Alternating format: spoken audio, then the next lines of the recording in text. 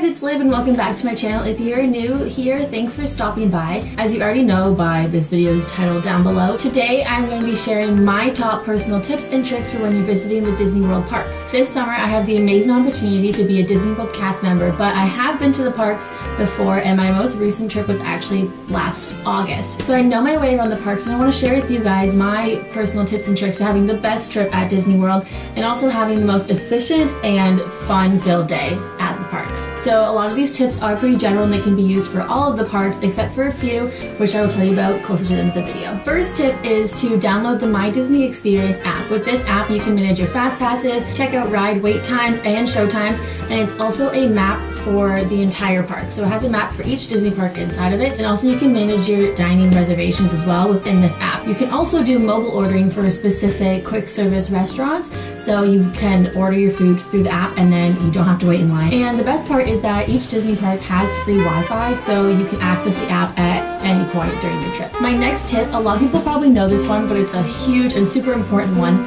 never buy water in the parks. So at any quick service food and beverage station, you can ask for a free cup of ice water, and you can ask for it in a large cup too. So you can bring your water bottles to the park in the morning full, and then once you guys run out of water, just head on over to a quick service food and beverage location and ask them for a large cup of water, and then you can use that to fill up your water bottle. Next tip is to buy your tickets online. Buying your tickets online eliminates you having to wait in line before the park open to get your tickets. And also with buying your tickets online, that means you can book your fast passes up to 60 days in advance if you're staying at Disney Resort, or 30 days in advance if you're not.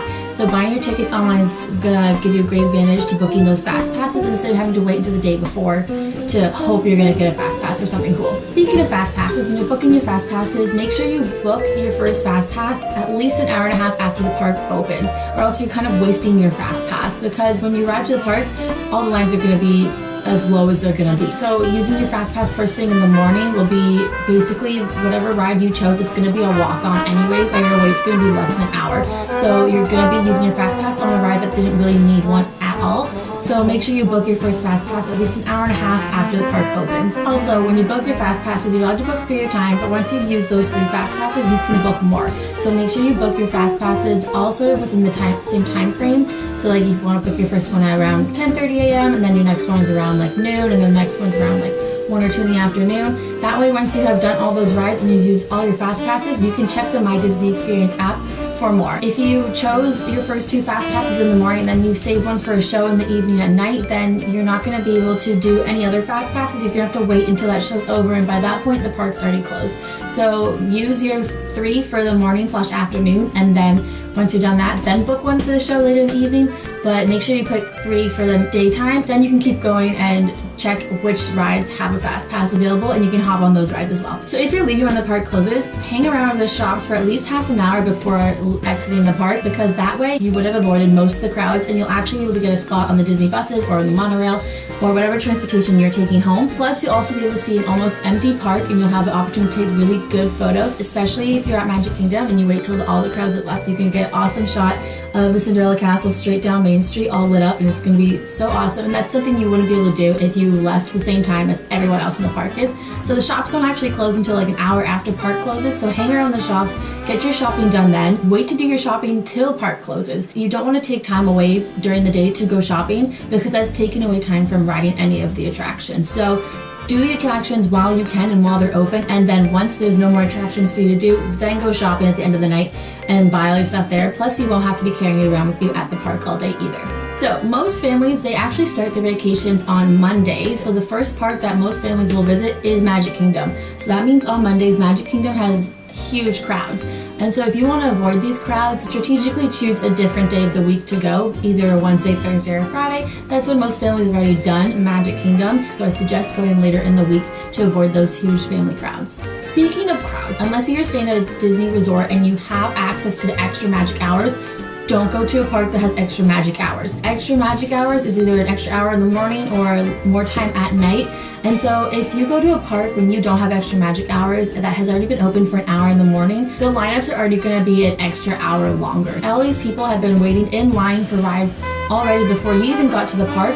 so you're gonna have to wait even longer to ride certain rides. If you want to make sure you're going to the park on a day that doesn't have extra magic hours, just check online ahead before picking which park you're gonna go to for the day, and the Disney calendar will tell you which parks have extra magic hours and which ones do not. A few years ago, Pandora World of Avatar opened at Animal Kingdom, and ever since it's opened, it's been the top land to go visit at Disney World, and the wait lines are always through the roof. The ride everyone wants to get on is Flight of Passage, and your chances of getting a fast pass for this ride are the slimmest chances possible because everyone wants to ride it. I'm going to give you guys my personal tip, which worked for me, to get on Flight of Passage as fast as you can without having to wait 3.5 hours in a lineup to ride it. So what you're going to want to do is you're going to check online, make sure that Animal Kingdom does not have extra magic hours for that day. You're going to see what time it opens, and so whatever time the park opens at, you're going to arrive to the park an hour before.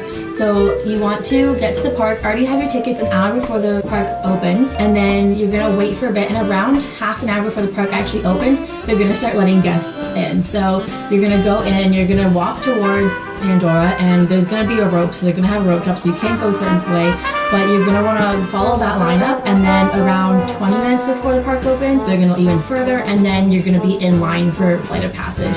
And so we did this, and we were one of like the first groups of people to actually get on Flight of Passage, and by the time the park had already opened, my mom and I were off the ride, and we had already done it.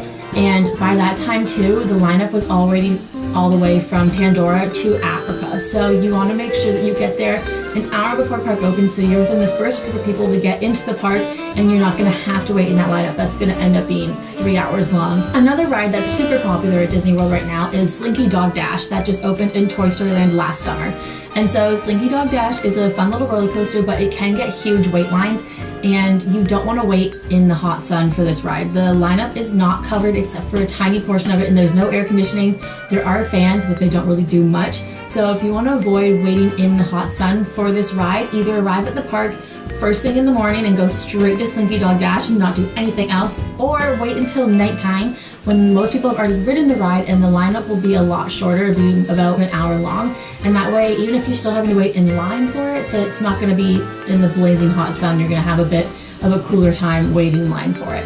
Magic Kingdom is one of the parks that has the best fireworks show, and everyone wants to go watch Happily Ever After. It's an awesome show. It's 18 minutes long. I suggest you see it if you haven't. It's really magical. But since everybody wants to see the show, everyone's going to be in front of the castle watching the show, so that would be your best time to go ride all the e-ticket attractions at Magic Kingdom. These would be rides such as Splash Mountain, Big Thunder Mountain, Seven Dwarfs Mine Train, Face Mountain, like rides like that. And so since everybody is going to be over by the castle wanting to watch the fireworks, there's going to be a lot less people in line. So if you've already seen the fireworks show, this is when I suggest you guys sneak off to go ride all of these rides. And it's really cool if you're riding Splash Mountain, Seven Dwarfs, or Big Thunder, because they're all outside, so you will be able to catch parts of the fireworks as they're going off, and it's a really special moment to do so. So I suggest if you've already seen the fireworks, go ride a bunch of outdoor rides that normally have really long wait times, because their lines are going to be a lot lower because everyone's going to be over there watching Happily Ever After. So my next tip is a very simple one, but it does come in handy.